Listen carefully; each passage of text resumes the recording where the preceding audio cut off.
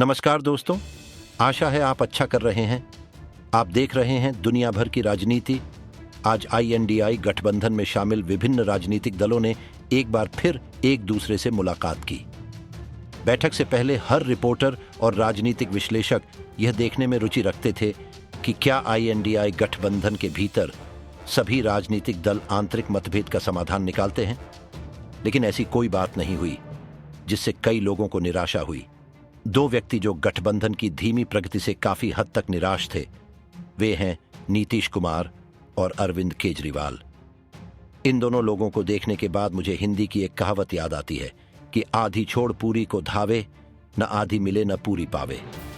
जिसका मतलब है कि अगर आप जो अभी आपके हाथ में है उसे छोड़कर उन चीजों के पीछे भागने की कोशिश करते हैं जो असंभव लगती है, अंत में आपके पास कुछ भी नहीं बचता। नीतीश कुमार और अरविंद केजरीवाल दोनों के साथ यही हो रहा है। आज के वीडियो में हम देखेंगे कि कैसे अन्य दलों और मुख्य रूप से कांग्रेस पार्टी ने गठबंधन के नाम पर इन दो व्यक्तियों की स्थिति का फायदा उठाया।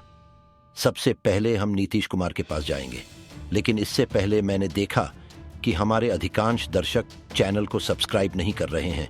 इसलिए मैं सभी से अनुरोध करूंगा कि यदि आप मेरे वीडियो को पसंद करते हैं तो कृपया मेरे चैनल को सब्सक्राइब करें, मेरे वीडियो को लाइक और शेयर करें और साथ ही बेल आइकन भी दबाएं। अब मूल विषय पर आते हैं। नीतीश कुमार ने अपना राजनीतिक सफर समाजवादी विचारधारा के साथ शुरू किया, मुख्य रूप से कांग्रेस के विरोध में। उसके बाद उन्होंने 1990 के दौर में लालू प्रसाद यादव सरकार का भी विरोध किया और सरकार को जंगल राज कहा। उन्होंने भाजपा से हाथ मिलाया और सत्ता में आए और बिहार में सुशासन बाबू के नाम से लोकप्रिय हो गए। लेकिन 2014 के बाद नीतीश कुमार ने सिर्फ मोदी का विरोध दिखाने के लिए NDA बीजेपी के नेतृत्व वाला गठबंधन छोड़ दिया, जिससे बिहार के लोगों को पता चला कि केवल नीतीश कुमार की महत्वाकांक्षा के कारण उन्होंने NDA छोड़ा, लेकिन उन्हें विचारधारा से कोई खास लगाव नहीं है। 2017 के बाद वह फिर से बीजेपी में वापस चले गए और बिहार में NDA गठबंधन में शामिल हो गए और 2019 के आम चुनाव में उनकी पार्टी ने लोकसभा सीटें भी जीतीं।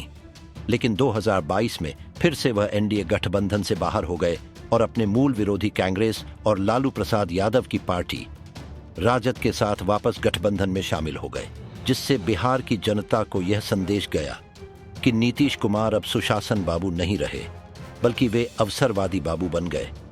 जहां भी उन्हें अवसर मिला उन्होंने पलटी मार दी। यहां तक कि INDI गठबंधन के साथ भी वह पहले व्यक्ति थे जिन्होंने पूरे भारत में विभिन्न राजनीतिक नेताओं से मुलाकात की। उनमें से अधिकांश को एक साथ लाने की कोशिश की। यहां तक कि उन्होंने विभिन्न राजनीतिक दलों के बीच मतभेदों को कम करने की भी कोशिश की। लेकिन अब जब गठबंधन के प्रमुख की नियुक्ति का समय आया तो कोई उनके नाम पर विचार भी नहीं कर रहा है। यहां तक कि उनकी अपनी राजनीतिक पार्टी JDU ने भी मीडिया के सामने आकर बोलने की कोशिश की, लेकिन मीडिया भी उनकी बात को गंभीरता से नहीं ले रहा है। कई राजनीतिक नेता अब उन पर विचार नहीं कर रहे हैं।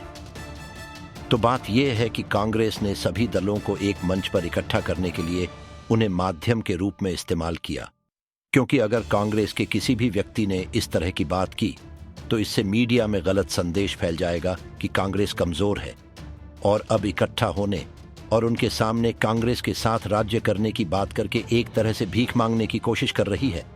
लेकिन इसके बजाय कांग्रेस ने सिर्फ नीतीश कुमार का इस्तेमाल किया और अब कांग्रेस ने उन्हें किनारे कर दिया है, क्योंकि अब यह जान लिया गया है कि केंद्र का मंच केवल कांग्रेस के लिए है और कोई भी क्षेत्रीय पार्टी कांग्रेस का नेतृत्व नहीं कर सकती है।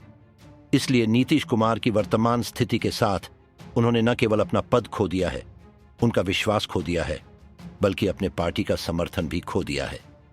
और अगले बिहार राज्य विधानसभा चुनाव में यह उनके लिए लगभग एक युग का अंत होगा।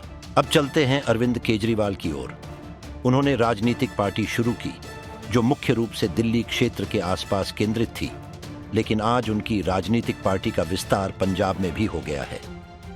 उन्होंने अपनी राजनीति भी कांग्रेस के खिलाफ शुरू की, लेकिन जैसे ही उनकी सरकार पर भ्रष्टाचार के आरोप बढ़ते गए और उनके दो सबसे प्रभावशाली राजनीतिक सहयोगी जेल गए तो वे भी चिंतित हो गए और उन्हें पता चल गया कि उनके पास न तो लोकसभा में और न ही राज्यसभा में संसद सदस्य की ताकत है।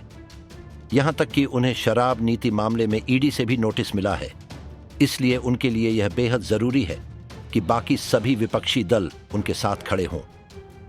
2014 में वह लोकसभा सीट के लिए मोदी को चुनौती देने के लिए वाराणसी गए थे और अब वह ऐसे मंच पर हैं जहां वह सचमुच अन्य दलों और कांग्रेस पार्टी के सामने उनका समर्थन करने के लिए भीख मांग रहे हैं।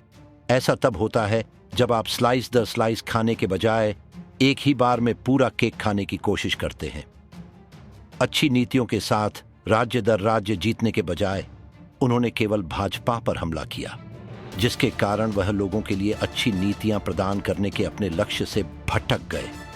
अब लोगों को पता चल गया था कि वह भी किसी अन्य राजनीतिक नेता की तरह ही है जो भ्रष्टाचार के आरोपों की जांच के दायरे में है।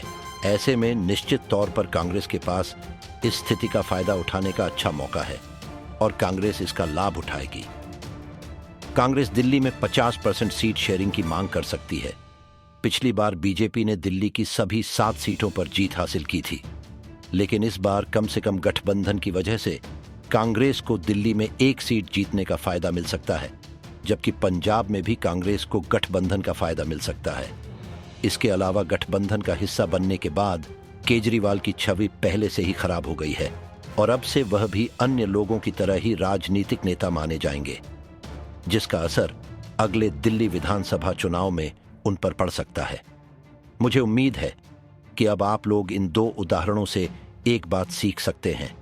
उन चीजों के पीछे कभी न भागें जो हाथ में नहीं है, बल्कि उन चीजों पर ध्यान केंद्रित करें जो आपके पास पहले से हैं।